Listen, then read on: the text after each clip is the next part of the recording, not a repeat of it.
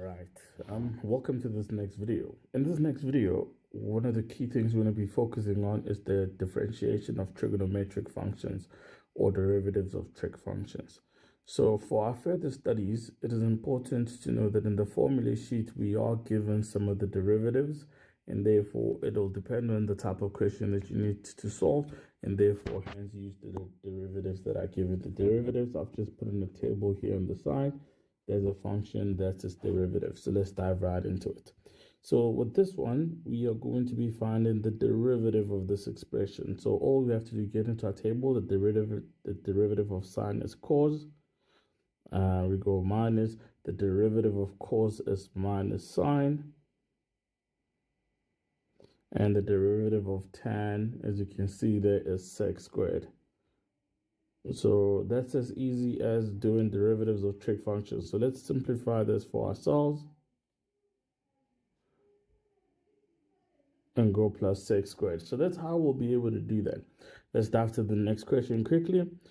Here we had to find the derivative of this. So this is a part where we'll have to use the chain rule. I'll go CR because we've got a composite function there.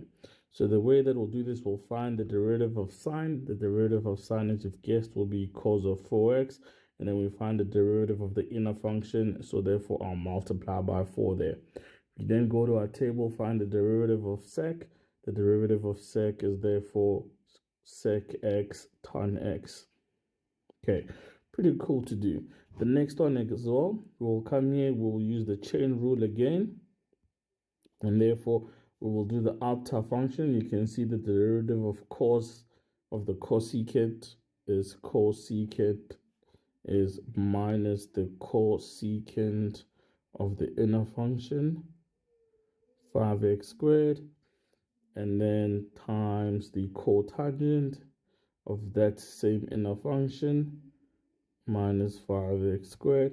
And then we're going to multiply by the derivative of the inner function. So the inner function's derivative is just 2 minus 10x.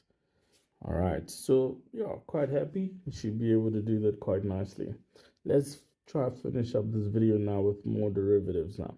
So you can see again here with this one, we would have to use the chain rule and find the derivative of this. So we'll go dy dx and finding the derivative. And we'll firstly do the outer function because this is the same as saying the sine of x all to the power 3. So we can use our power rule. So this becomes sine squared of x. And then using the chain rule, we can find the derivative of sine. And I think we know that the derivative of sine, according to our function at the top, is just going to be cos of x. And that's it. Finding trig functions is not that bad. Let's look at this next one here. Here we'll have to use the product rule because we've got two functions there, with the first function being 5x to the 4, the second one being tan x. So the way we differentiate this is by the product rule. We differentiate the first one. So this gives us 20x to the 3. We keep the second plus we keep the first and then differentiate the second.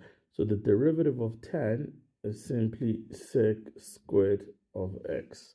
And that's how we'll be able to just easily do these derivatives of ours. Let's look at our last one. Our last one here that we have to do is the quotient rule. So if we look at the quotient rule for this, the rule for quotient says I derive the top function. So the derivative of sine is cos of x. You multiply by the bottom function and then subtract. You fix the second function and you derive by and then you derive the bottom. So this becomes 4x minus 3. And then all of that is over the derivative squared. All right. So I hope that this video has made getting derivatives of trig functions so much easier. And that's exactly all that you have to do. Use your formula sheet and then see how you can simplify those. I will see you in the next video.